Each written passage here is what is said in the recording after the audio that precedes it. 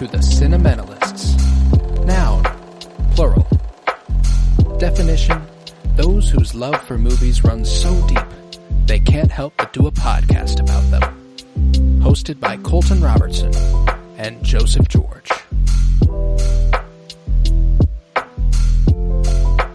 Hello everybody, and happy All Hallows Eve. To my fellow sinners out there, that is the film we are discussing to celebrate Halloween. Sinners, released on April 18th, 2025, written and directed by Ryan Coogler. I'm so very excited. I'm Colton Robertson. I'm joined by Joseph George. What's up, homie? Oh, what up, what up? Always a pleasure to be here. Oh, and it's always a pleasure to have you. This movie came out 6 months ago, half a year ago, and it still remains probably my favorite of the year. It's right there anyway. Was this your first revisit? Is that right? I think this is actually number two, revisit number two, but I did fall asleep during the first one, and I got like 70% the way through. So it's like almost a watch. The first but I don't full recompletion, yes. Yes. So, yeah, this one, I kind of hate when I fall asleep during a movie. I hate when I know I'm going to fall asleep and then I start a movie and then I'm like, oh, just trying to tough it out, but I'm just like, I can't do it. Because you're not doing the movie justice. I know. It deserves better. I get it. I'm right there with you. I hate that. But no, this one, I was locked in. It was late at night. I didn't give a fuck. There was no tiredness involved at all. No problems, getting there. So yeah, this was... I've been waiting to get a true rewatch for a while, and this was around this time a year. It would have been nice if it did come out like right now in real life. I'm glad I did get it 6 months ago, but I don't know. Well, there's a lot of interesting. October must generally not be a hot movie month as far as release schedules are concerned. I only went and saw one movie this month in theaters. Now there were a couple I was interested in, but I've got access to AMC A-List. Like I can go see as many movies as I fucking want. And there weren't a ton that I was like, oh, I gotta go see that. And I only say this because there's a ton of horror movies that come out a couple months before, and there are even more horror movies that come out in November. Guillermo del Toro's Frankenstein, the new one, comes out next month. Comes out in November. And it's like, why on earth would you do that? Well, because it's a better month to release movies than October. And I don't know why that is. I don't know why that is, but I don't know the stats behind it. But yeah, I agree. It would be nice to immerse yourself in this for the first time during spooky season. But it's beautiful to revisit as well. Yeah. It is beautiful to revisit as well. I caught this for the first time in April on an IMAX screen, which was special. Special film going experience. Whenever you think about the use of the actual IMAX cameras, it's really impressive. I'm not big on the technical side of filmmaking as far as like, oh, I know what, I can tell what film grain this is just by looking at it. And I'm not big on like, oh, this aspect ratio is better than that aspect ratio or anything like that. I know I like something when I'm watching something and I like it, and sometimes I look into whatever the fuck that is. Sometimes I'm like, that was sick. I'm gonna let it lie. But a couple years ago when you went and saw Oppenheimer in theaters and you go, there's a way that these movies look that are shot with these cameras that is just so pristine. It is so crisp. And there's this sequence when it's kind of this segue at the middle of the movie, where everyone's gathering their shit. The Chows are getting in their car, they're loading up the van, everyone's heading to the juke joint, they're painting, and it goes to that big IMAX aspect ratio, and there's this lighting and these colors, and it's like, holy shit, this is beautiful. And it really, genuinely, the only movie I can think to compare it to visually during a moment like that is Oppenheimer, and I know for a fact they have the overlapping camera usage there. So like it is, it's the only thing I can really point to and go, well, that's why it feels the same. And it's literally using the same tech. It's really incredible. And Ryan Coogler, I mean, this is just a towering achievement in what was already a towering body of work. You look across what he's done already: Creed, the Black Panther movies, Fruitvale Station, and Sinners. Damn. That's an incredible series of movies he's got going. And I mean, gotta be one of the best working based off that alone. At least one of the most impactful working. His movies are packing punches. It's a moment whenever a Coogler film comes out. And you can't say that for a lot of directors. And it's not like Chris Nolan where it's like tied to his name strictly. It's not like, well, that's the new Ryan Coogler movie. You got to go see it. Cultural moment. It is. It's like, oh, that's the movie that's got Chadwick Boseman in it. That's the movie that's got Michael B. Jordan in it. It's the one that's got both of them in it. It's it's special. And so I can't say enough good stuff about this movie. And I know we're only 5 minutes in, so I intend to. Oh yeah. I don't know. Yeah. Can I find something I don't like about it? Yeah. I'm like, I don't know if I have really a true gripe. It's like it blends so many different things. Like it's horror, but taken so seriously, but at the same time we have vampires up in here, and it's like it's true. I said not too long ago, maybe was it Elm Street or was it? It might have been Bram Stoker's Dracula, about how like I like whenever it is super campy because it's almost like easier to lose myself in it sometimes. Right. Where it's like I suspend belief even easier. But here there's like no suspension of belief. It's like that's a real fucking vampire. Or like I know that they're of course. But I think the identity, real. The presentation of the vampires is very, very important. Like they're not the big mythical, the big one. It's not Dracula, it is a vampire, and the presentation of that vampire is a culture vulture, which we are all familiar with. He is a white man who is intending to use black art to propel himself, to feed himself. He wants to absorb their identity so that he may be able to live on and prosper in his own right. He is a cultural vampire as much as he is a literal vampire, and that makes him realistic. And that's that's something that you don't get a lot out of in vampire movies in general. You are typically going, oh, well, this is a vampire movie. It's going to be hacky. And if there's something that you can like, that is the achievement of the film for me, is that it manages to take this from dusk till dawn. Yep. This from dusk till dawn idea, the Robert Rodriguez Tarantino film, George Clooney, all them, where it's like, okay, the whole first act is this one thing where we're building up to them getting to this place, and then they gotta stay the rest of the night because vampires. Like it's that is an inherently silly idea for a movie. So to take it as seriously as it does and to succeed as massively as it did and does, it is an incredible achievement. And because that's what's also special, is it's not the first of its kind in that regard. Like there is a direct comparison to draw to a movie like From Dusk Till Dawn, where it's like the literal structure of your film has existed. This has been done. And to do it in such a unique, fresh way with such a meaningful idea behind it, it really hits on a different level.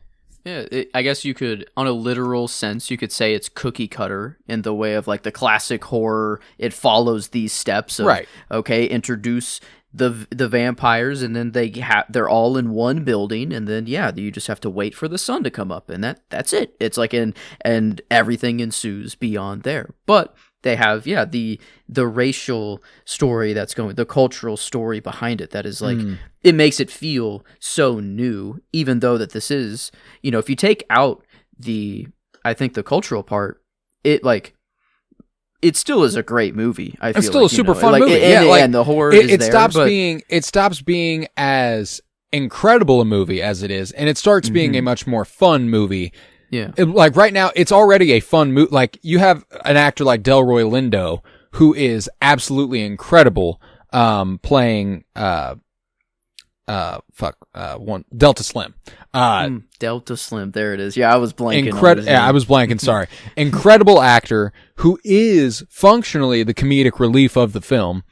I think I just shat myself. You know, like all that stuff. Like he is an absolutely incredible piece of the puzzle, but you give him moments like when they're driving down the car and he's telling the story of his old friend and the way they would perform, and then he got lynched, and all of a sudden his alcoholism and his sense of humor, everything is put in this new context, and it's almost a triumph. His goofiness becomes protestation. It becomes an act of revolt, just being joyful and jubilant, like being able to present yourself in a way that is happy after going through all this is in and of itself a fuck you to the establishment and the powers that be. And that's why juke joints, a place for us, by us, that whole idea it's incredible. And that's why setting it at this point, and I'm going to come back to that word a lot, and I'm sorry, but it's just an incredible movie.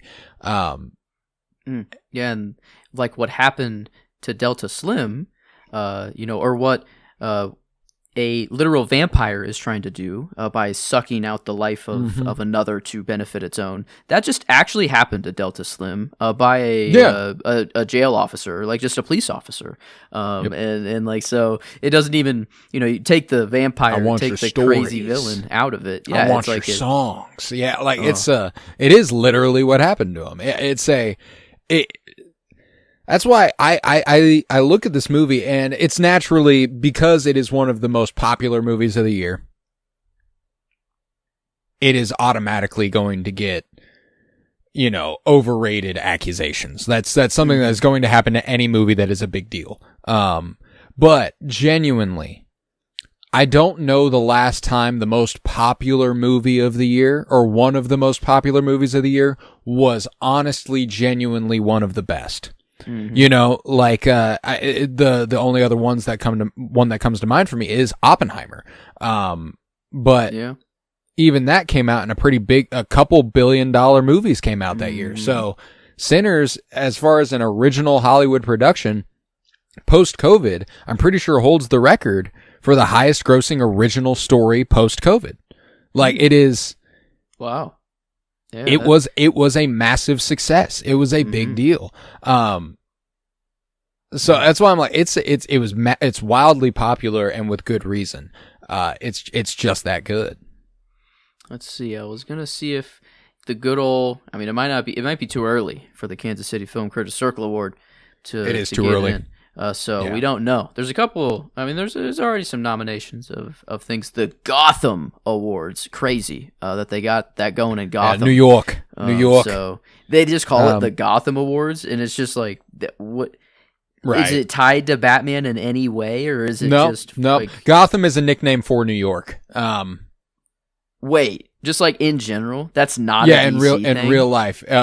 I don't know the chicken or egg situation. I have to imagine New York was kind of referenced to as Gotham at points, and that's why they called it Gotham City in the comics. But I couldn't tell you if that's for sure. Regardless, there's a heart to the movie that just astounds me, and that heart is Miles Caton playing Sammy Moore. Sammy. You come into this movie, all the marketing, everything. Michael B. Jordan's the main character, and argument to be had that he is, but he's not. I don't know that he is. I think Sammy is the main character of the film. Yeah. I'd say it's Sammy. Now you can make the argument that Michael B. Jordan's the lead actor, but he's not the main character, or they're not the main character, as he does play two of them. True. And I'm amazed that this is Miles Caton's first credit. Has never been in anything. Damn. He's gonna be an absolute fucking star. The voice that kid has is unbelievable. He'd only released like one little album of music prior to this. It was a couple years ago. And now he's released a single that is super good. And I mean, like, obviously the soundtrack is incredible. Ludwig Göransson again with Ryan Coogler going fucking nutty. You pointed out earlier, you're like, I don't know that there's a single thing I could point to and go, oh, I don't like that. And the only thing that I even kind of felt that way about on my most recent watch last night, I was like, nah, never mind. That tracks. And it's the Chow woman, Grace. Yes. Grace Chow. Whenever she is losing it and is like, you know what, fuck it, come on in, motherfuckers. Like, I couldn't, and I still can't, let's think this through a little bit. But her argument that like, what, are we just going to let them take our families? Are we going to let them take our homes? And Delta Slim immediately provides the only argument that matters, which is, I don't think they're going anywhere, Grace. Yeah. They don't seem like they're going anywhere, Grace, and they're not. They want Sammy. Like, that is the point. Yeah, but the unknown for her. But yes, you're right. It's her daughter. It's her daughter at risk. So like that's where I'm like, you can't possibly know unless you know what that's like, which is to be the mother of a child who is expressly threatened. That's But then she just kamikazes herself, though, basically. Like, she went after the vampires like she wanted to die. Not like that she was still trying to get back to her daughter. Well, she just goes and gets Bo. Yeah. She goes and gets her husband and is like, that's it. That's it for us. Yeah, I guess, maybe, I guess true. That is fair. But it felt like, I don't know. Bo, by the way. Sorry. Bo, by the way. But it's the whole point is so that they don't go and kill her daughter. Right. And I guess, killing your husband so that he is free from the curse. That makes sense. But then, like, the way she did it was like, well, I think I'm just going to, I'm going to go now. This is it. And she just really, started the whole fuss for everyone else. But, I mean, it is surprisingly, like, so late in the movie that happens. No, it's very late in the movie. That's like 30 minutes left or something like that. Like it's and then it just the goes. last act is a whole fight. Like it's just a giant fight sequence. Man. Yeah. And another transition point of the IMAX to the big aspect ratio. They're hitting already and it's like, oh man, the music starts going. It expands. That's sick. That's sick. What like gosh, I'm a sucker for the end of the movie too. It's one of those like it gets me. I've watched the movie 4 times. It's gotten me 4 times, and it's getting me earlier and earlier every time I watched it. Every time I watch it. Last night, I started crying when Buddy Guy, the incredible blues musician, performing at the end of the movie, playing Sammy, when he goes, "You know something." I just immediately fell apart. Like I was like, and I got to give him credit for that. There's this idea that I've never really had when watching the movie because it's just so believable. It's so immersive. That is still his older cousin. You know what I'm saying? Like Buddy Guy is 90. That is a 90-something-year-old man. But he does talk to him like he's his older cousin. And I've always thought that. Like, it's always just been so implicit. I've always understood that Sammy and that Stack. So that's just the relationship they have. But then putting it into context that Buddy Guy is able to perform that way. Damn. Is really, really incredible. Actually, so whenever he goes, yes. And then to go, you know something? Like he wants that approval. He wants that sort of, reinforcement to be like, it was as beautiful a day for you as it was for me, right? Like that was as special a day as a day gets. And oh man, the fact that the band is called the Perlines and all of that stuff, that's he went on, you think he's going to drop that guitar at the end? Hell no. He can't let go of that. And then the reveal that it's not Charlie Patton's, it's actually their dad's guitar. You know, there's so many little things at the end. It's just like, guitar. It's like, oh fuck, it just get me to just be like, damn, it's so fucking good. And then you see him grasp for his baby, his child, and then but. What more could you want? You get a clan member just absolutely, he mows him I love that. Down. That's and there's a critique of this movie that I don't agree with at all, which is that is kind of, and nobody's ever like, he shouldn't have done that. No, that's not strictly what anybody's ever said about that sequence, but that it feels out of place. It feels like a part of a different movie, which I disagree with wholeheartedly. Like that is fundamentally what the movie has been about, is how these motherfuckers want to take what's not theirs, and from people who they view as lesser than. Like it's simple. Kill these motherfuckers. It also is like a at the end of the movie, I don't think there's really a debate on like whether he's going to heaven or hell. He does say though, like, I or one of them says like, oh no, I'll be there, or I'll meet you there, or something. Like Stack says that. Stack actually says that to Haley Steinfeld, which is ironic because they never die. They actually meet each other in hell whenever they're no longer themselves. So okay, they are no longer. Well, but, and that's the argument. That's the interesting argument. They do, and I'm curious. Yeah, they are still them. Like, it's a little Invasion of the Body Snatchers-esque. It's weird how often this has come up ever since we watched it, but they do seem to still have an ounce of individualism, even though they do share a communal mind. They feel Remy's pain, or they do. They feel Remy's pain, and they share each other's thoughts. Like all of a sudden, Remy can speak Chinese and stuff like that. Like that's that's he knows everything. That is obvious. Yes, that is obviously a different tie. And now I'm curious if they once again get.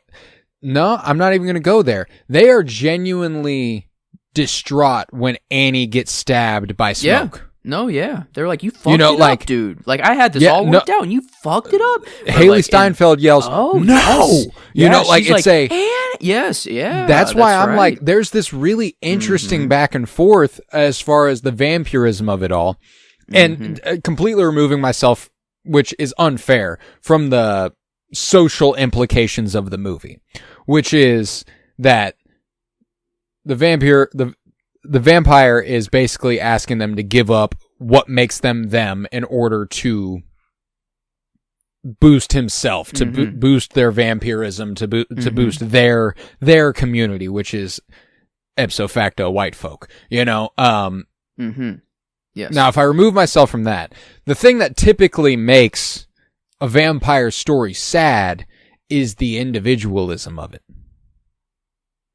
Is the idea that you will watch your loved ones die. Yes. The idea that one day your loved ones will no longer be around, you will live forever, and you will remember them forever.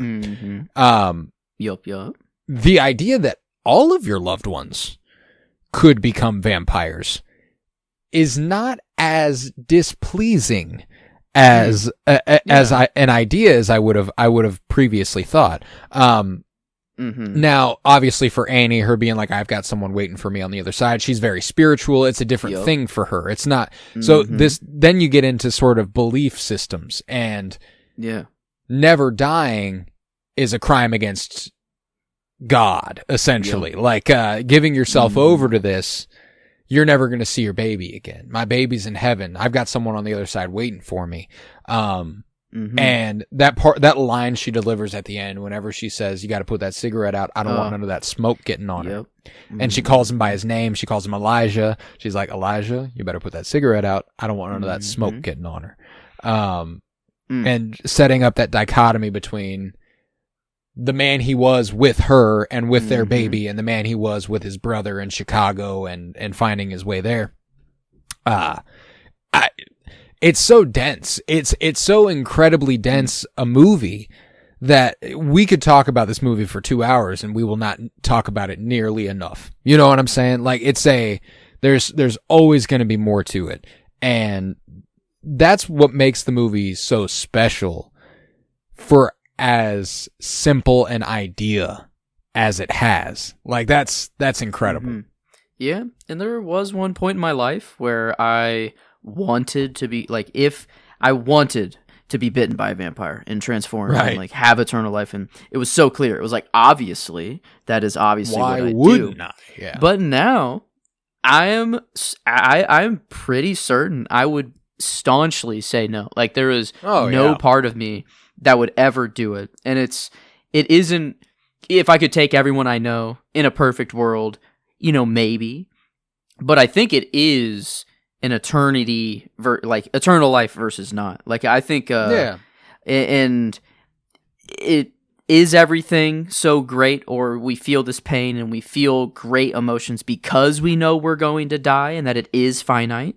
But then you lose all your humanity and you don't give a fuck and you just do whatever because you know you're going to live forever and it doesn't matter. And it's like, it's more of that is like, and you can never go back.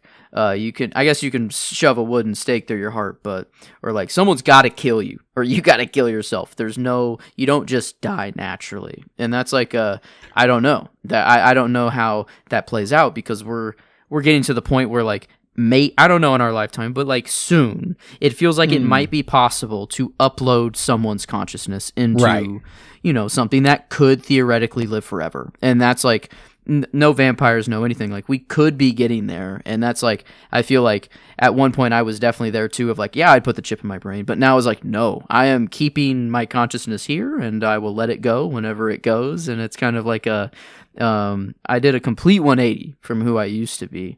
Right. Well, and it's not really a religion thing. I don't like it is just like I'm asking what makes life beautiful is its finiteness, is the idea that it does end. If something doesn't have an end, then what are we doing? You know, like, what are we building toward? And like, I think it's really, the movie even plays with the idea that it is a white perspective to be like, fuck yeah, I'd live forever. Mm-hmm. Yeah. You have the privilege to go, nobody would ever treat me any different. You know, like I would just keep doing what I'm doing. Mm-hmm. Like at the end, whenever Buddy Guy, Sammy is asked, you know, I can do it. No pain. Yeah. You know, let's do it. And he goes, I think I've seen enough of this place. Yeah. You know, I think an important little timestamp there, and, you know, maybe I'm reading into it a little bit, but it's October of 1992, which would be some months after the Rodney King riots in LA, which is the video tape of a black man being beaten near to death by police and then them being acquitted and LA rising up in arms over that. 92. Wow. 1992. Wow. That's crazy. That is, I mean, it is before I'm born, but it's like, that is so recent. It's not longer. Well, I mean, like, so 2020, dude, George Floyd, like, it just happened. It just happened. You know, like, it's still happening. It's a very active, it's not going away. And that's an internal problem that under current leadership won't go away either. You know, like, it is something that worse. Maybe. Yes, actively. Definitely. We're regressing like fucking crazy is the thing. But whenever Buddy Guy says that, you know, I think I've seen enough of this place. Mm-hmm. Like, that is the perspective of a black man, you know, like of a black person who has seen what this world has to offer them and going, yeah, I've lived my life and I've done it well.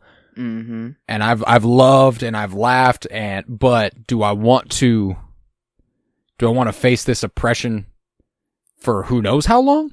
You know, like, I'm a vampire, but, you know, even Stack at the end, you know, last time I seen my brother, last time I seen the son, you know, like that's enough. It's complicated, you know. That question is always complicated. I can't remember when it came up for us last, but I proposed the question, you know, eternal life. It was the movie Death Becomes Her is what made me think of it, but we talked about it recently somewhere else, which is, would you rather have eternal life or die right now? Yeah. Which is a very complicated question, you know, like that's not an easy question to answer. Yep. And weighing the options, you'd think ultimately you go, hopefully I'd say I'd rather die right now, you know, but like you don't know until you're in that situation. Yeah. You never will be, but you know, until you are in that situation. And that's a fascinating quandary as philosophically speaking, the idea that you either die today, can you be happy with what you've done, or do you insist on living forever? That's as far as me knowing myself. I think I have like I don't know how recent, but it has been very soon in my life that I know who I am, and I've come to terms with all of that. Self-actualized. Yes. So in those terms, I could die. But as far as am I happy with what I've accomplished so far in life? There's so much more I want to do. There's so much more. It's like and that it might be. And I feel it sounds like greedy or something, but it's like I feel like this is just the beginning. I mean, we're very young. It's not like we're 25. We're not supposed to be like, we've done all we can, you know, like it's not, we're not there. That's why it's fascinating for a character like like Sammy at the end of this movie to be asked that question. You know, it won't be long for you now. You want me to go ahead and make sure it never happens. And him being like, nope, done all I can, done everything I can, and I'm happy with what I've done. Like that's human. You know, that's humanity. Brother. Like I love it. The brother to brother offer, you know, of like, hey, like he almost, I mean, like they were almost convinced. Like, I mean, we got everything worked out. You know, this is we could live forever. Like we could do what we finally want to do, but have no vision. Yeah, no vision. Yes, no vision. I love that line delivery. And sorry to interrupt, but Michael B. Jordan as an actor has always been someone very, very interesting to me. Mostly because I've been very back and forth on whether or not he's actually a good actor. And there's not a 100% correct yes or no answer to that question. He's been very, very good, and he's been so-so in other places.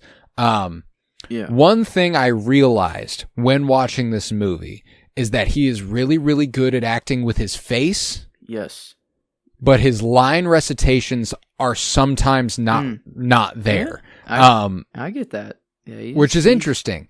Now he doesn't have actor. Yeah, like incredible everything he does with actor. his body, like when he's dying, I'm so scared, Yeah. you know, and he's like fucking like I mean, holy shit. The shaking hands thing, the way his hands are shaking at the end whenever he's thinking about Stack and he like reaches for the cigarette. That's why his brother always lit his cigarettes and stuff. Like that's good stuff. There's points in this movie where his accent kind of changes. Yeah. And it becomes a little more exaggerated. And you're like, oh, well, that wasn't what you've been doing. And that, you know, that's a minor gripe, especially in the scope of such a massive film. But it's something that I was like, it finally clicked for me why I feel kind of complicated about Michael B. Jordan's talent as an actor. Because don't get me, like, across all of the work that I truly love from Michael B. Jordan, I love that shit. You know, Creed, Black Panther, when he's Killmonger, when he's Smoke and Stack in this, like it hits like a truck. And then he has those moments where he delivers lines like, "See, that's the problem. No vision." Like he's so good at that. So that's why ultimately, I guess what I want to say is, in the past, if you listen to our entire backlog, if you're a fucking psycho and have done that, you may have heard me say some things negative about Michael B. Jordan's talent. Maybe I've said he's overrated. In fact, I know I have. I don't know where, but I know I have said that. And I no longer feel exactly that way, if that makes sense. Yeah. I don't think I was entirely wrong, but I don't feel that way. I'm not entirely committed to that idea. Yeah, I would agree. The line readings, sometimes they are just a little off. And even like in a movie like Creed, I'd say like what I come away from is like the physical. I remember his movements. I remember his facial expressions. I remember like he's a very expressive person. But yeah, I think like he just seems that he's just kind of like not himself. He's not a smoke or a stack in real life, but like No. It feels like in Creed, it is just kind of like that. I don't know. It's just he plays roughly the same character in a lot of stuff. Yeah, it's a little bit, and this is a funny person to compare him to because they're very different actors, very different people. A little Jason Bateman. You know, where it's like I don't necessarily think Jason Bateman is playing himself in Ozark. Yeah. You know, but he very well could be. That's not a very different. Yeah. That's not a very different character from the one he's playing in Horrible Bosses. You know, which are very, very different things, and he does them very, very well. But they're not very different, and that's why like there was a video today on TikTok that I've seen this before, but it popped up again today, and I fucking love it. And anytime I get a chance to talk about Kristen Milioti, I'm going to talk about Kristen Milioti. Thank you. Yeah, always. They posted this video that was like same actor, by the way, and it's a clip of her on 30 Rock, which is she was in like one episode of 30 Rock, and she played a person who acts much younger than she is. She does the whole baby act to seem like attractive, like she's trying to attract people by being like, "Oh, please help me. Oh, come on." You know, she's like using this really high pitched voice. She's like, "I'm a very sexy baby." You know, like I can't help it that men are attracted to me. And she's like talking to Tina Fey, and it's like goofy as hell, stupid as shit, so funny, but she's doing it really well. And then it cuts to her playing Sophia Falcone, and she's talking to Oz, and she's like, "So tell me one thing. Am I losing? Call me crazy, please. But before you do that, you know, like, so there's a lot of actors that have a lot of range, and Kristen Milioti was just the example I saw today that I was like, oh, she does have incredible range. I love her. Michael B. Jordan is a good example of a good actor that I don't strictly think of as having a lot of range. You know, that might be the better way to put it. He does feel like he has his lane, and he's done very, very successfully in that lane. But yeah, I don't see him portraying an array of characters where you go, oh, isn't this guy completely different from this guy? Yeah, he hasn't just quite had a role that is so out there that it's unique or like so unique or different from what he's done. Right. And this is the closest maybe to it here, but it's still kind of in his bag for sure. It would be really nice to see him take on something very different, and I don't know. And that's the thing is I don't even know what that looks like for Michael B. Jordan. That's it's got me thinking now. I'm like, does he just tackle roles in such a way that, like, because obviously Smoke and Stack aren't the same as Johnny Storm.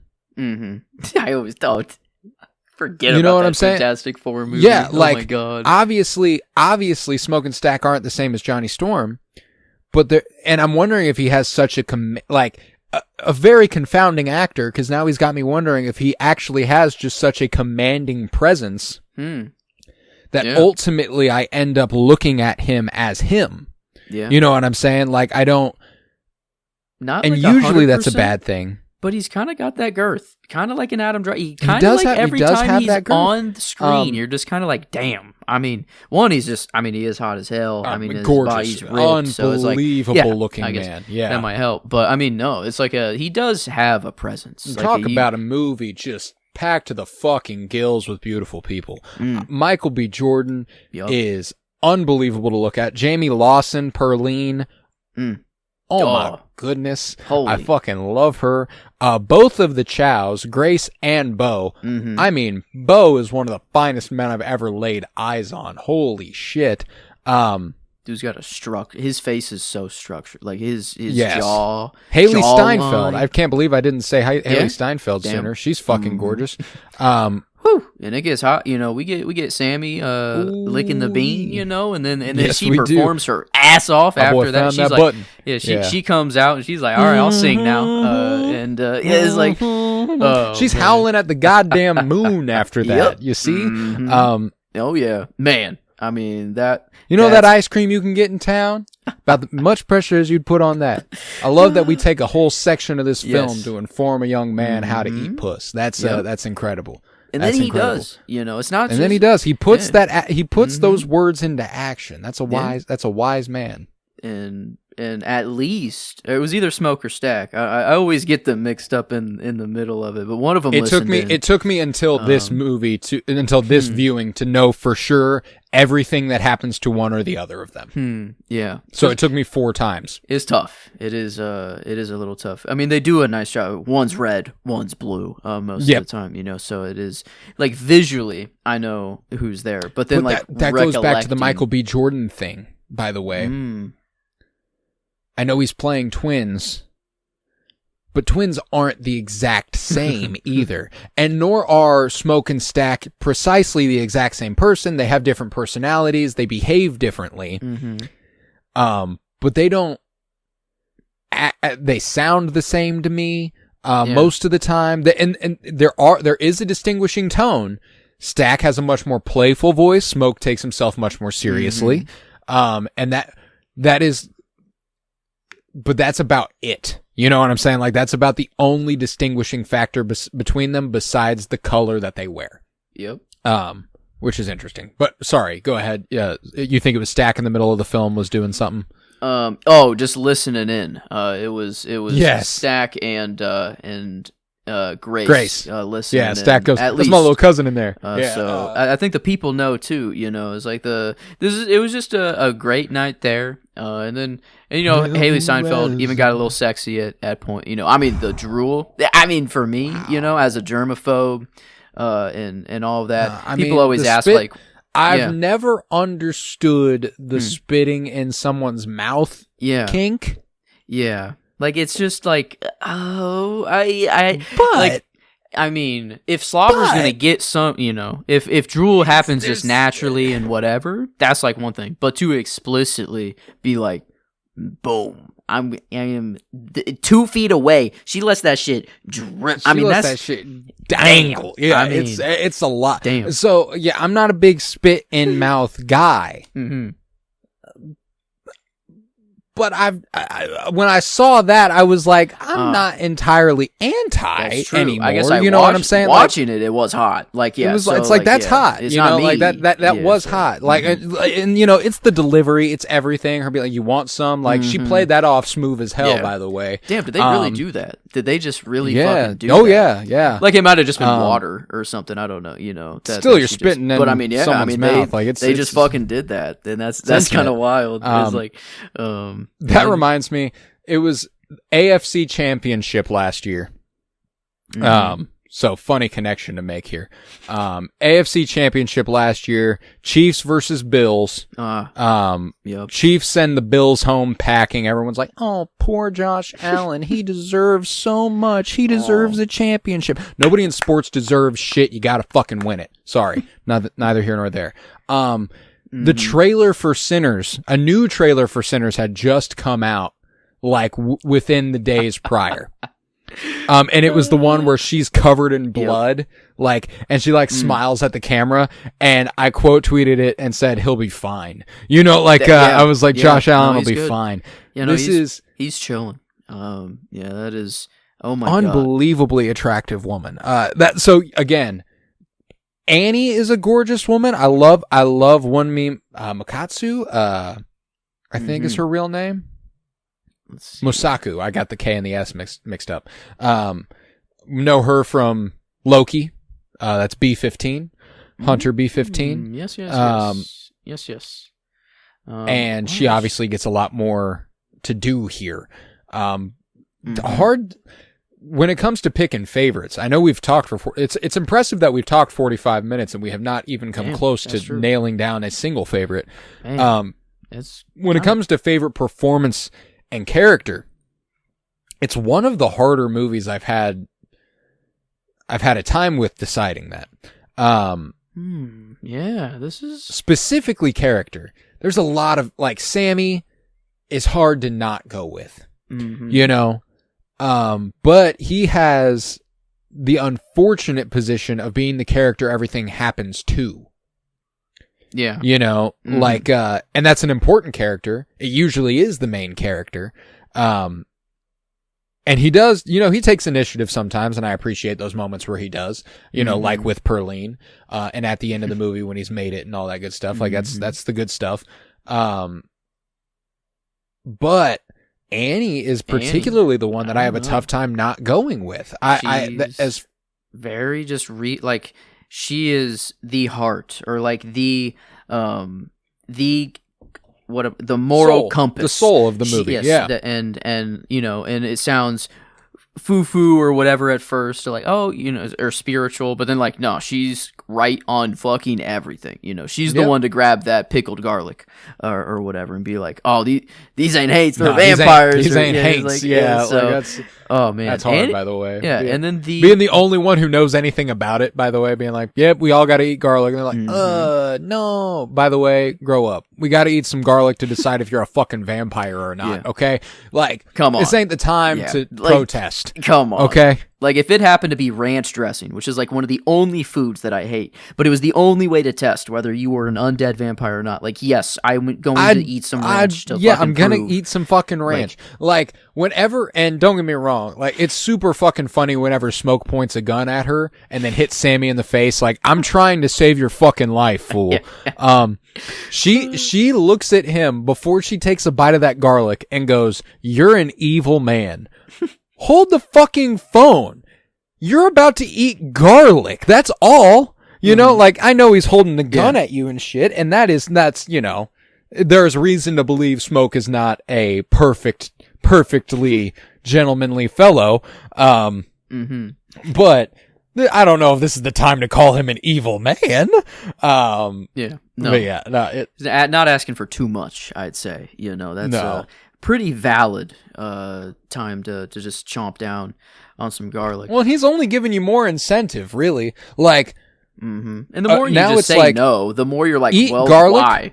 Like, why are you saying no? No shit. Like, eat garlic, or we think you're a vampire. That's already enough. Eat garlic, or I shoot you right now. Go ahead and eat it then. You know, and like, she does. She does ultimately, but you know, like it is. And then like Delroy Lindo, Delta Slim being like, like,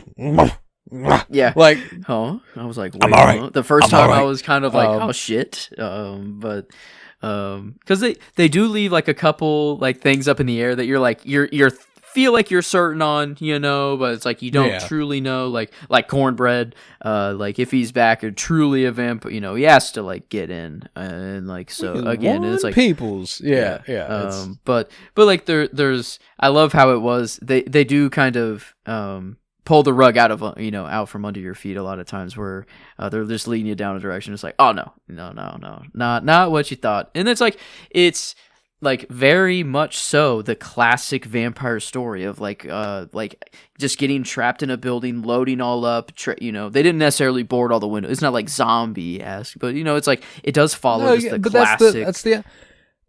It follows the stereotypical vampire structure, like you said. It follows the stereotypical vampire rules. It's not like it invents anything new to vampires for this purpose. The only difference the cultural story behind, like, I mean, it is a large part of the movie. Not I'm trying to say like, this is a vampire movie. That's the only thing. No, like that. But that does change. That does change it. I'm trying to think of vampire movies I've watched in the past, and I love vampire movies, dude. Like, it's as far as horror is concerned, it's probably my favorite. I guess they don't usually look this good too. I guess like the IMAX the gorgeous visuals, movie. the soundtrack, the fact that Ryan Coogler. I mean, I know he didn't get a blank check, but he basically got to make whatever fucking movie he wanted here. You know, like, it doesn't feel like there was a lot of studio interference in Sinners. It's really again just an incredible achievement. But going back to what we were talking about with favorites. Favorite scene. Experiencing I Lied to You. Yep. In the movie theater. Damn. Was otherworldly. I don't. If I saw this on July 6th, I can't remember if I saw this in the theater or not. I feel like is July 6th by the time would that April? It came out April something. So it definitely would have probably been on Max by then. That's probably its like streaming release that I watched it. Pretty close to it. Yeah. It probably still wouldn't. I mean, it was in theaters for a while, but man, I can't remember if I was in a theater or not. And like, no, I definitely was not, because Yeah, I got up out of my chair during I Lied to You, and just fucking like just let my it just fucking took over. I remember, yes, I was very alone. I was not in the theater for that. So everything that it was one of those sequences first time I watched it that I'm watching it going, this is why we make movies. Yep. Yes. You know what I'm saying? Like, sequences like this are why movies exist. Yep. And it's the perfect combination of visual, of sound. It's bending reality the way only movies can. It's everything, and it's music and visual, and it's all of it, and it's fucking magnificent. So hard to not go with that as your favorite scene. One of those scenes, like, I was covered in chills the whole fucking time, dude. I immediately got in my car after the movie and turned on I Lied to You. You know what I'm saying? Like, I was like, well, I gotta listen to that. I gotta relive that somehow right now.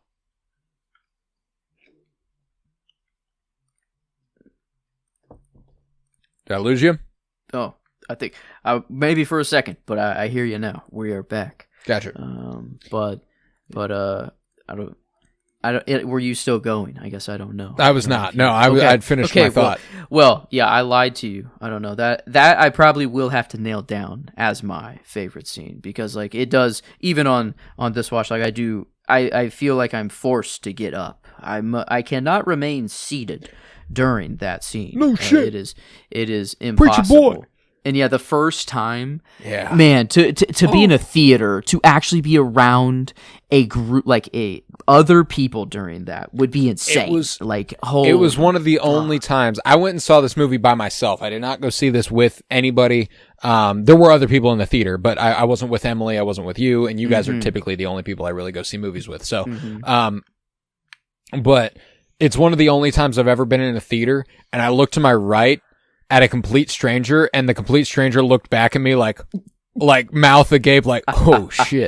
Like, he was like 4 or 5 seats away, and I was like, oh, and he was like, oh, and that was that. Like, we just kept watching the fucking movie. I was like, that is so fucking sick. I just needed someone to acknowledge how fucking cool this is. Yep. Cause it really is that sequence where it connects the past and the future, and you get the, You get the ancestor side of it, which you've already kind of understood is something, a period piece specifically already kind of connects you to a different time.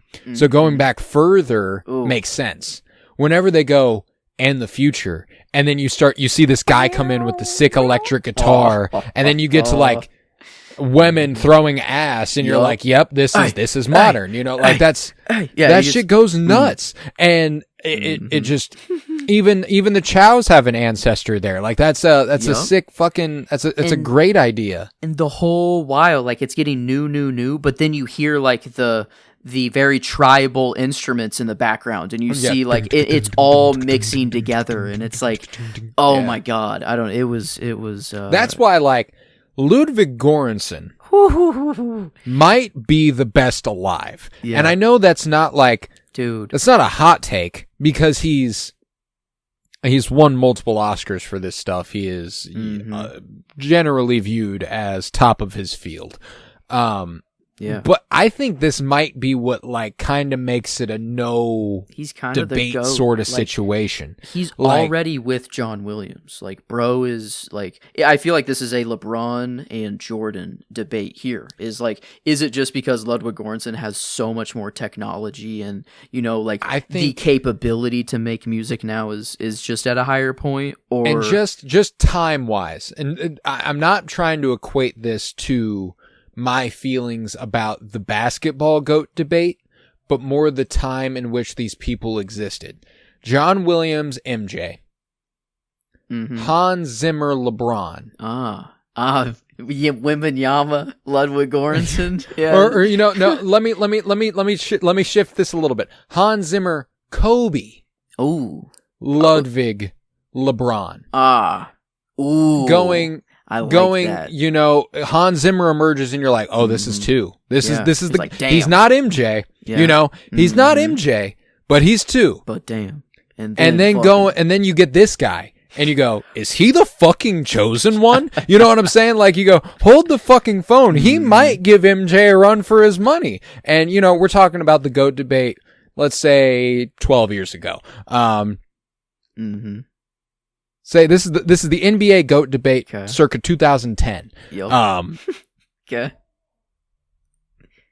If I felt that way about Ludwig right now, I'd be like, well, he's the LeBron. I'd be like, well, he's the fucking GOAT then. And I can't honestly say that. John Williams is just him. But I mean, he's as far as the best working right now, he's got to be top one for me. It's him. I take Reznor and Ross. You know, as far like their work on Challengers, their work on, and you know, with David Fincher consistently, with Luca consistently lately, their most recent work on Tron Ares, like I still got to see that. I'm so disappointed. I still haven't watched it either, but I have listened to the soundtrack a little bit because I've just heard great things. And it is very, very good. It's a short list for who I put at the top of the game right now, and Ludwig is undoubtedly top one for me.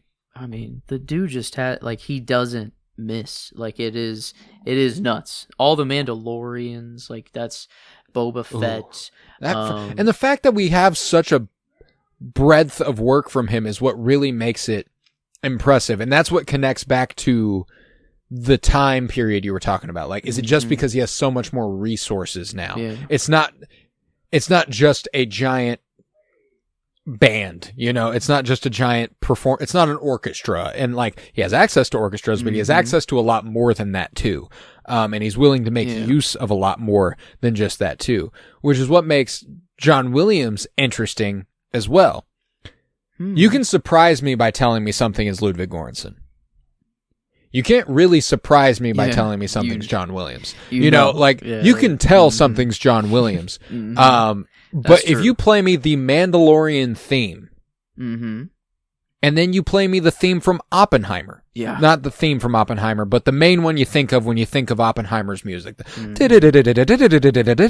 know, that shit, and then you play me I Lied to You. Dang. And then you know what? Fuck it. Just for shits and gigs, throw in 3005 by Childish Gambino. You play all of those side by side, and you go, same guy produced all of these. I go, fuck yourself. That's insane. Fucking way. That's incredible. And the fact that Ryan Coogler, a gentleman who, you know, through Black Panther and through Wakanda Forever, and this has placed such an emphasis and importance on black art, to continuously go, I want Ludwig to score this shit. That's a pretty big fucking cosign. You know what I'm saying? Like, to be like, who can capture the music I'm looking for best right now? Wow. It's this white boy Ludwig Göransson. That's like praise. that is especially given just the philosophy that Ryan Coogler has approached his work with. It's not just It's a genuine, like, he is the best person for this job, regardless of the fact that he's white. Like, not that he would ever discriminate against a person because of their skin color or anything. But, you know, specifically Sinners was the first time I thought that was a really impressive or interesting choice, where I was like, damn, you got Ludwig Göransson scoring this motherfucker right now. Like, that's a really big swing. And it always pays off if you're with Ludwig Göransson. It's just gonna work. It just hit me of how it was said that, you know, music is like magic, you know, it what we do is magic. It connects all of us. I feel like if you're an actor and you're passionate about that, like, they feel the same way. Is like they are doing a thing in time that connects many, many generations. People in the future can watch this, and so, like, to know that it is like a black made movie, and like most of the actors, you know, like we have, I guess, Remick, you know, the villain, or like the KKK. Like, if you are Hogwood, white, if you are white in this movie, is there you're a bad guy, good white person? Is there even Mary, who they are technically like, you're not black, or you're not white? She's faint, you know. So that's because even like the people in the store of like, we used to have our side of the town and they had theirs. Like, I didn't. I didn't realize until this watch that it is literally like, I love that the Chows are cashing in like that, by the way, that they're like, we own a shop on the white side of the street and the black side of the street. That's that's kind of a flex. But yeah, I didn't pick up on that until this watch either. And that's a great way to depict, being Asian at the time too, kind of having the access, but not being included, like you were still not white, but they weren't looked at like black people either, which is an interesting, fascinating that racism exists at all. Like the fact that there are people who are like, your skin color's different. I don't like that.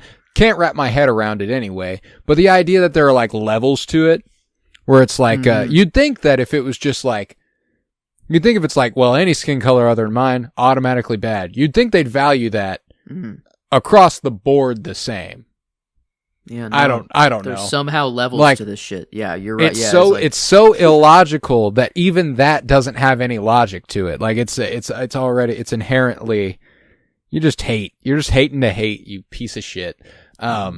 Crazy to think that to be racist is actually the norm for most of human history. Or I don't know. I wonder if it is like you go way, way back, there's probably signs of racism and slavery. I don't know, popped up, but like it'd be nice to know, or it'd be cool to be like, maybe racism wasn't a thing always, it like people were just chilling with each other, and then it actually was like some, I don't know, some white guy somewhere that was at, started European. Yeah. I guess, yeah, like that's when it really became a system.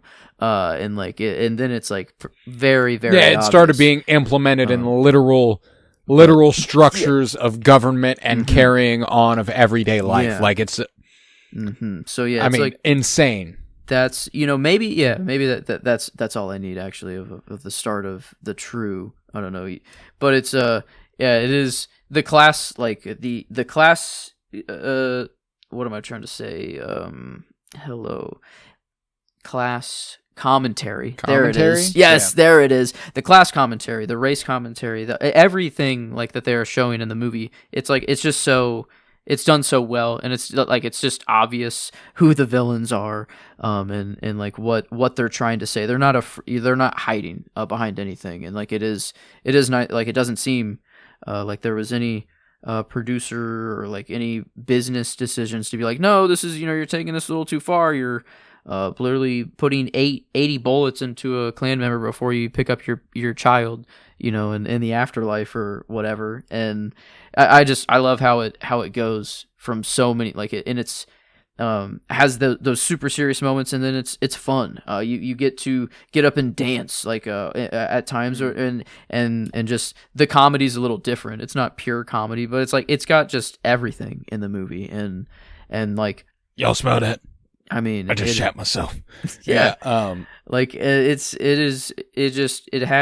kind of the full package, which I think is why, like, for me, I haven't seen a couple movies of the year that I want to, that could maybe be like movie of the year potential or rival it. But I mean, like, of what I've seen, it just doesn't.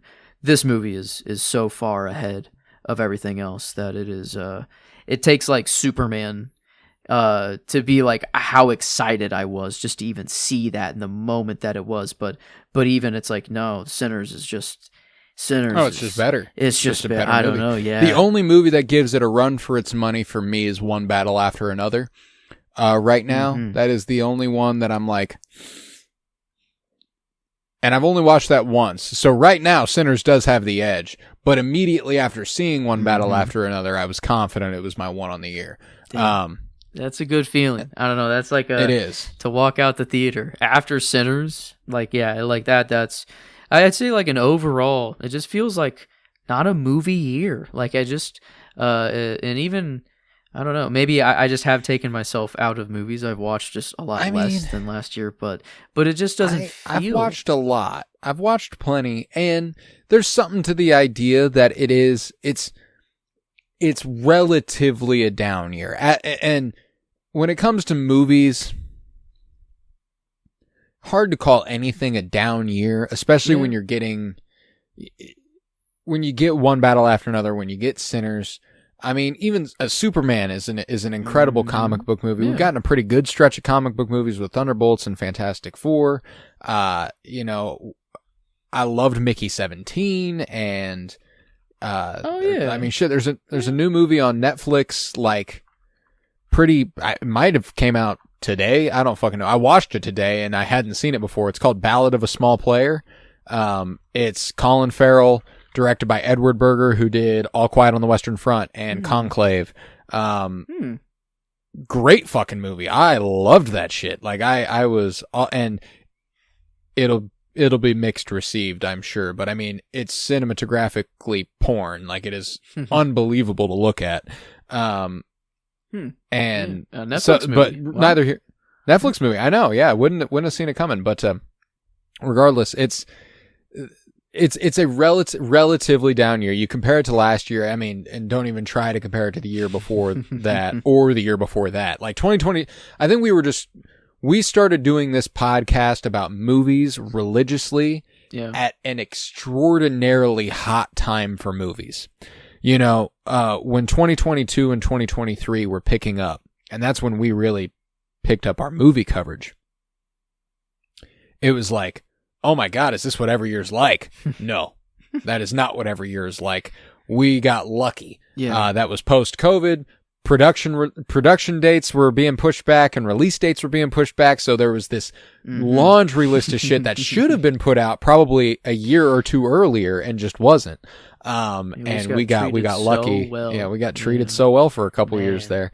I mean, you go back to 2019 and that's really the only, like 2019 might be one of the best movie years of all time. But yeah, I mean, we haven't touched anything like 2019, 2022, and even 2023. I look on 2023 a lot more fondly than a lot of people do, but yeah, 2023 is up there for me. It's got a lot of the ones that are like, oh man, like they hit so different. Oppenheimer, but Past Lives, Asteroid City, Killers of the Flower Moon, Poor Things. I don't know. La Chimera's a weird one. Like whether it was Cameron. La Chimera was released in like December of 2023, and it's technically like it should be a 2024 movie for my money, but neither here nor there. Zone of Interest. Ooh, yeah. Zone of Interest. Man. Anatomy of a Fall. John Wick like 4. 2023 was fucking. Yep. I mean, yep. But, yeah. So special couple of years there, which is why like, man, it just doesn't feel like that. Doesn't feel like that. I mean, and this year's not even quite what last year was. You know what I'm saying? Like last year, and I'm always interested. There's this like every year. Now that I'm like really plugged in to like specifically like award season, and I'm intrigued by what's going to win, what's going to take the cake, and obviously I'm interested in a lot more. But I don't know. I want to have a stake in the game. I want to be rooting for stuff. I like that perspective. I watched Anora with Emily for the first time a couple weeks ago. Maybe a couple months ago now. I don't know. I have no sense of time. And it made me like really, really nostalgic for the end of like December of 2024, January 2025, which is hilarious to be like nostalgic for like a few months ago. But it happens every year. That exact situation. I get reminded of late in the year. Whenever I go and revisit movies that I was watching for award season, which is why I'm like, there's still a lot of time for this year to become a good movie year. That's true. You know, like, you might not even feel that way about this year until next March. You know what I'm saying? Like it takes time for all those movies to find their way to us. December is one of the biggest movie months there is. I went ahead and booked tickets for a movie a couple weeks from now that I've been hearing about forever, but I didn't know when it was coming out. And finally, it's going to be hitting theaters here pretty soon. It's called Die, My Love. Jennifer Lawrence, Robert Pattinson. That's all I need to know, brother. I don't know a fucking thing about that movie. It's called Die, My Love. It's got Jennifer Lawrence and Robert Pattinson. Comes out in 2 weeks, and I will be fucking damned if I am not overwhelmingly sat for that motherfucker. You know what I'm saying? Like, there's just... there's Sorry Baby came out this year, which I've heard great things about and never saw. This has been an interesting year for like smaller cinema, smaller movies. Sentimental Value is one that did really, really well at the, festival circuit, but I haven't heard a fucking thing about it otherwise. I don't know when it comes out. I don't know anything about it. I just know that everyone fucking loved it when they saw it at Cannes or Venice or whatever.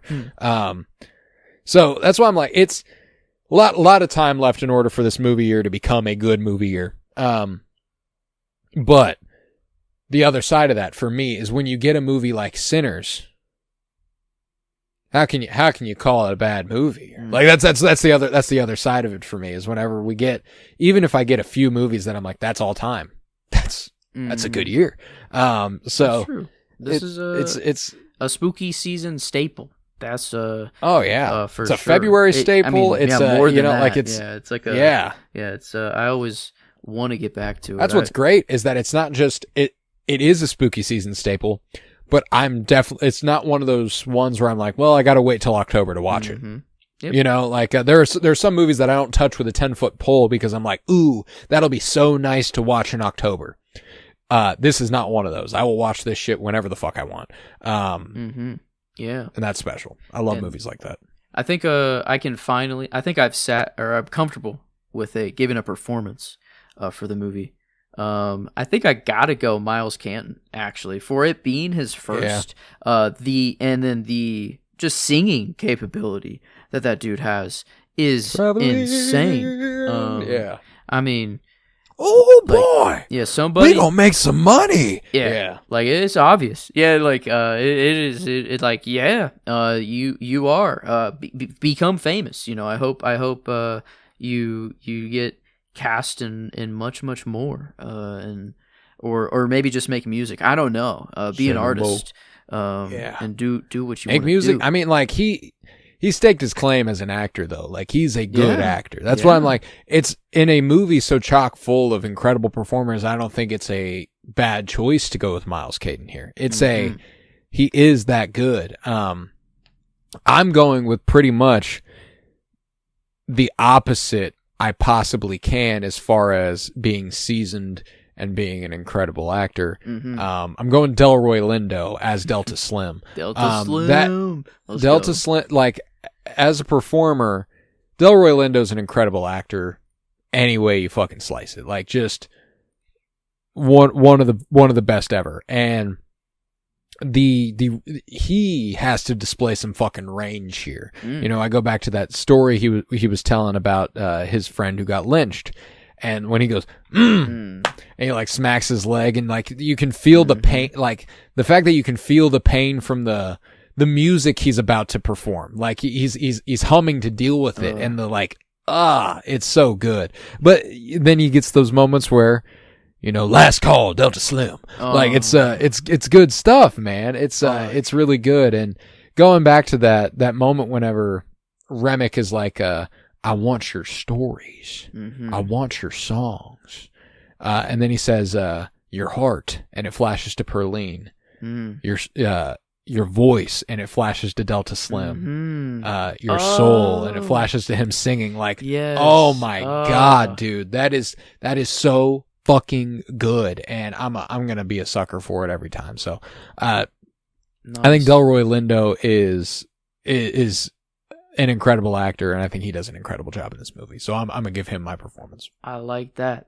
Yeah, and I'm solidified, I think, on Annie as the character. I think like there's the little money. She's like, I don't want your cursed money, your blood money. This money is all I need. I'm not going anywhere. Blood money. Yeah. That's nice. The little mojo bag or whatever he calls it, and like it actually stops. Like, man, which one becomes the vampire? That is Stack. Okay, they were both S names. What the fuck? Like, come on. Like, at least I know it sounds cool. The Smokestack. Smokestack. The Smokestack twins. But man, sick. with my dyslexic brain, man, you just shot me in my ass. It doesn't work. But like the mojo bag how actually you doing? Coming in for the I was savior. doing a lot better before you shot me in the ass. It's realizing who he is. Can't have nobody saying they almost robbed the Smokestack twins without a limp to show for it. That's why I'm like, it's so many parts of the movie that like I couldn't possibly touch on all of it. It's really it's really just incredible. And yeah, I'm right there with you. When it comes to character, I'm going to spread the love just because I do agree. I think Annie is she is the compass, she tells all, as it were. Mm-hmm. Man, if I hadn't gone with Delroy Lindo as Delta Slim, that's performance-wise, I might be going with him for character because he displays that range he displays as a performer. He displays it as well as a character. That's what makes him an interesting character. But yeah, it's tough. That's at least it's. I might just go Sammy. It's the easy choice, but I mean, he is the main character, It's he's performing his ass off. You love him eating puss, let's go. Yeah, we love box munching. That's the good stuff. Come on. That's the good stuff. He's on his Tyler the Creator shit. I'm a bona fide face seat box muncher. Yeah, it's the good stuff. You can ride my face. I don't want nothing in return. We love an eater who's in it for eating. That's the good stuff. Maybe a weird connection from Ludwig Göransson to 3005, Donald Glover, now to Miles Canton, another one. I don't know, the line that I thought of immediately was a Gambino line of, why does every black actor got to rap some? All I know is that I'm the best one. And I don't know. Maybe if Miles Canton decided to get in the game, who knows? Maybe Do we have he's another one? He's got the voice for it. He's got the voice for it. But rap, I don't know. Yeah, I don't know if he'd go the rap route, actually. I'm wondering was this just the movie that brought out this voice in him, or is this would he still go in this? It is interesting. He doesn't sound exactly like this. He is acting it is a voice he is putting on. Now he does have a deep voice, but not country. But not he ain't down there like that. Yeah, he don't got Sammy Moe. Yeah, that wouldn't be how he says Sammy Moore. You know what I'm saying? Sammy Moe. It's a little different. You threw me a Bible on that Mississippi road. It's the good stuff, man. I love I Lied to You. And last time I seen The Sun is, yeah, the soundtrack that'll just fuck me up. Goes. That'll fuck me up. It's insane. I don't know how many times I've played I Lie to You. It on my Wrapped or whatever the Apple Music equivalent is. It's gonna be so. It might be number one. I don't know. It is. Yes, I love the blues. Man, yeah. Damn. It's a perfect walk to class song. It's almost like the song ends right when I enter the building every time. It's down to the second, and it's just that scream that turns into the electric guitar. Ooh, God damn. It's there's not much to complain about over here. No, I'm in love. I'm in love with the movie. This conversation has only solidified that more.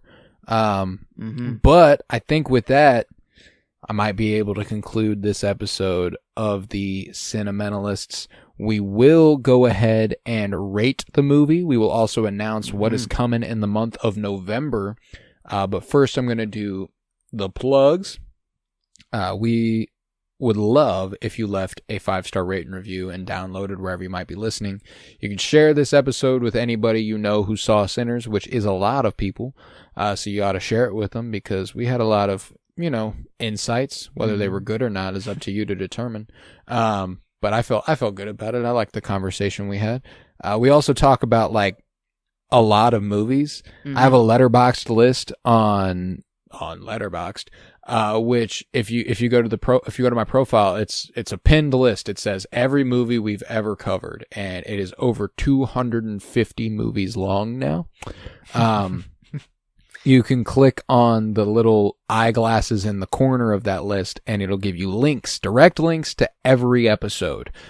So no reason not to go through and check them out. I wouldn't recommend scrolling too far down because, some of them I recorded in 2019 and I was just a baby. I didn't know shit then.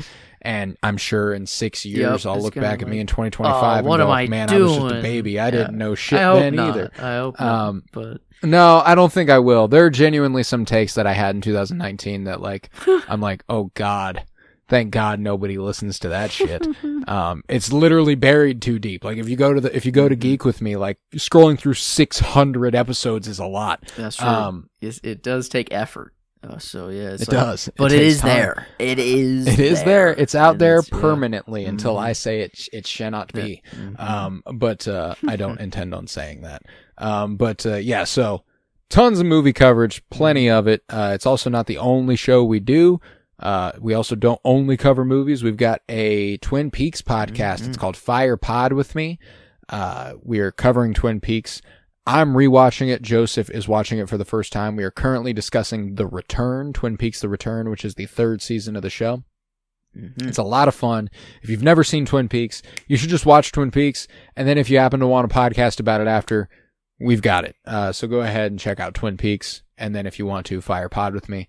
And then, as I said before, Geek With Me, which is where we have an over 600 episode catalog. It's where you'll find good 180 of those 250 movies I said we've covered. Cinementalists catalog is not that deep yet, but it's getting there. We're at 83 on the Cinementimeter grand overall. So I don't know if that includes this one or not. It's published, so yeah, not quite. Oh, well, it also includes a 10-part series and an Ask Me Anything. So it is at about 71. Okay. So yeah, look at that. This will be 72, if I'm not mistaken, on the Cinementalists, something like that. There we go. We're getting up there. It's almost to 100. Oh, we are. What's our 100th movie gonna be? 300. Ooh. No, I don't know why that was what came to my brain. We'll do that for 300 one day. Got to. I mean, if we don't cover 300 by 300, we actually aren't on 300. We could do 300 on our 300th movie ever covered. We haven't gotten there yet either. Period across all the. So there's something there. Maybe. But maybe. Yeah, maybe. But yeah, we've got a ton of stuff in the backlog. Geek With Me is where we're covering. It's Geek With Me. It's comic book shit. It's Star Wars stuff. It's a lot of fun. Star Wars Visions Collection 3 just dropped on Wednesday. We might go ahead and pick it up to discuss here soon. If not, we don't have anything hardcore planned for that show until December. That's when we're going to be doing something called Alphabet Soup, which we are going to be doing an episode kind of promoting this month here on the Cinementalists, which I'm very excited for, but we'll get to that later. We also got the 10-year anniversary of The Force Awakens coming up in December, so we're going to be celebrating that because we're big Star Wars fans. Got that to look forward to on Geek With Me. But yeah, I think with that, I'll say we can rate this one on a scale of 1 to 10. All your feelings summed up into a number about Sinners. How you feeling? The generations are flowing. I don't know. This is it's a movie that transcends the screen. So it's just one of those for me. It's just one of those movies that I have no hesitation throwing right at the tenor for me. And it might not be the perfect movie. I don't know what I would do to make it better. But no, it's there for me. And I'm gonna come back a lot to watch, but even more just to listen. I don't know. I wonder how long that will last. To the I Lie to You. It's been quite a while that it's been going on for. But very recently, it's just gotten very overwhelming. But no, it's just the movie of the year for me. And it was like an instant, like, holy shit, this is just, I'm feeling something different. This is what movies are for. So yeah, I'm there. I like that.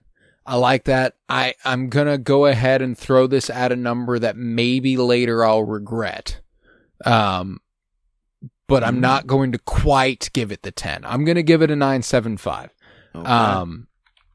Now, maybe this is like you with Eraserhead, or was it Blue Velvet? I don't know. Eraserhead, something recently.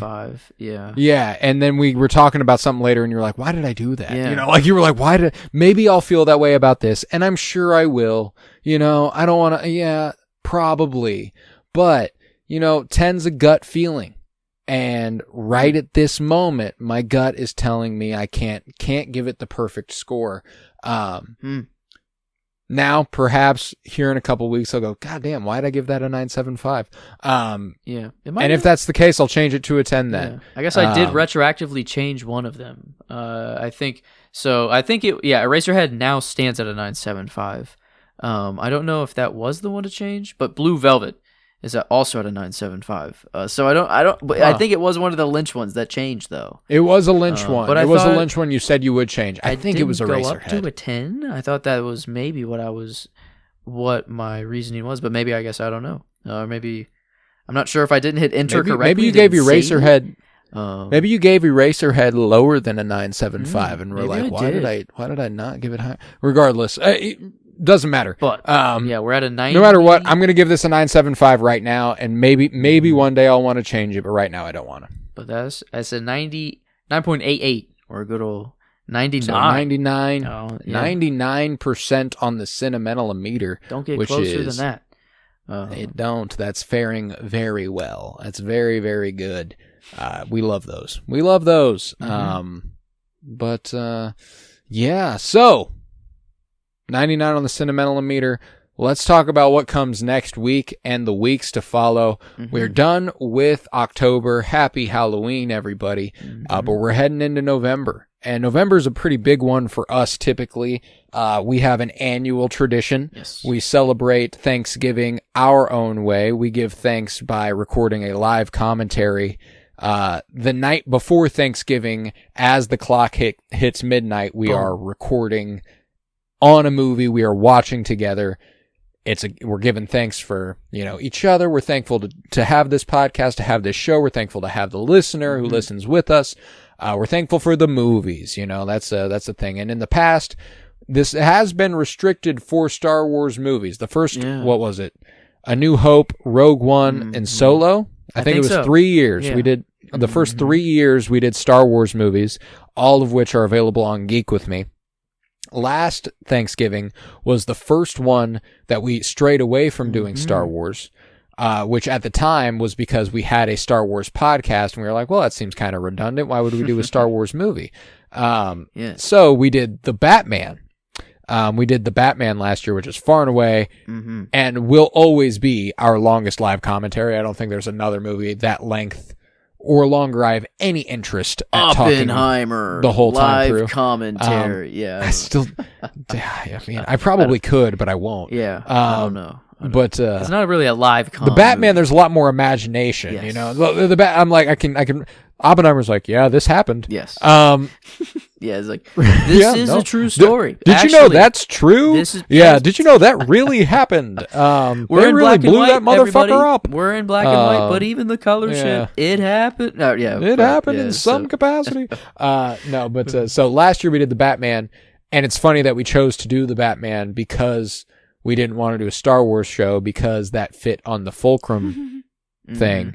But now the Batman would fit on Geek With Me. Yep. So it's funny that we keep evolving, which is why this year we're doing something that you're never going to be able to move, baby. This Thanksgiving, we're doing a live commentary on Fantastic Mr. Fox. And I'm very, very excited for that. Nice and short, like almost half the runtime of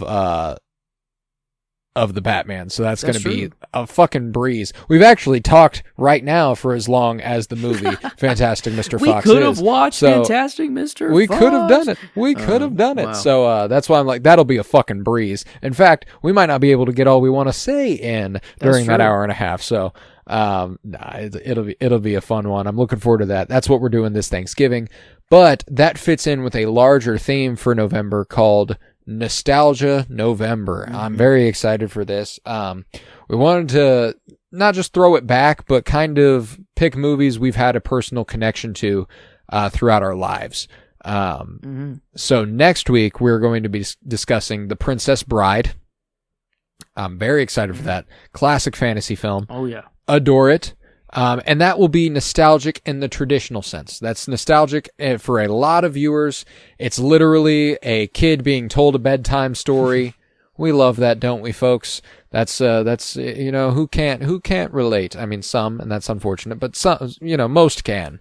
We're going to be following that up with Robots, which is a Joseph pick. Joseph has a very personal connection to that one.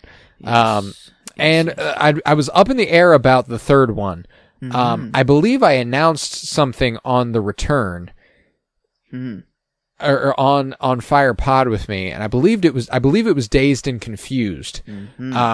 I think so, but I don't think that was in keeping with my initial thought process behind the structure of the show, which is that The Princess Bride and Fantastic Mr. Fox are not movies that we are strictly nostalgic for, but that are generally nostalgic feeling, while the middle two should be nostalgic and personal to us.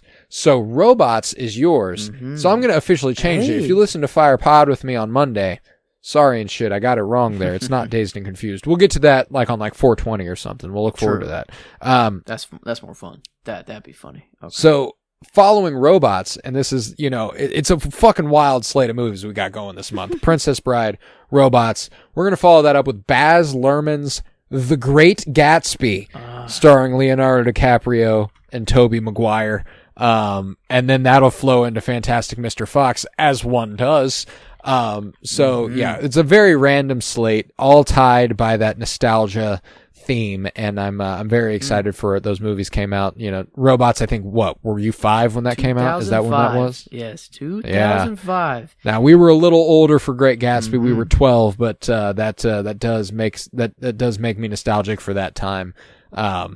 So I look forward to that. So next month, The Princess Bride, Robots, The Great Gatsby, and Fantastic Mr. Fox. Show me another podcast doing shit like that, baby. You can't. You can't. That's quite the slate. Never let them know you just your never next know move. what the fuck we're. Yeah, you can't. You can't. Oh, class commentary, animated class commentary, and featuring robots. Yep. How about a real work of literature being adapted on screen with Leonardo DiCaprio? And then and it is also a class commentary. Funny enough. Whoops. Yeah. It's everywhere. You never know. It's all over the place. We love that though. So that's what's coming next month on the Cinementalists. And I believe with that we can conclude this episode. I was Colton Robertson. I was joined by Joseph George. Happy Halloween, buddy. Happy Halloween. Yeah, it's spooky season, and it's always spooky to be here. I don't know. Yeah, I don't know how to change my ending. I'm so ingrained to it that I always just got to say it's a pleasure to be here. But it was a pleasure to have you after all. But I think with that, I'll send us off with a simple. Remember, before the sun went down, I think that was the best day of my life.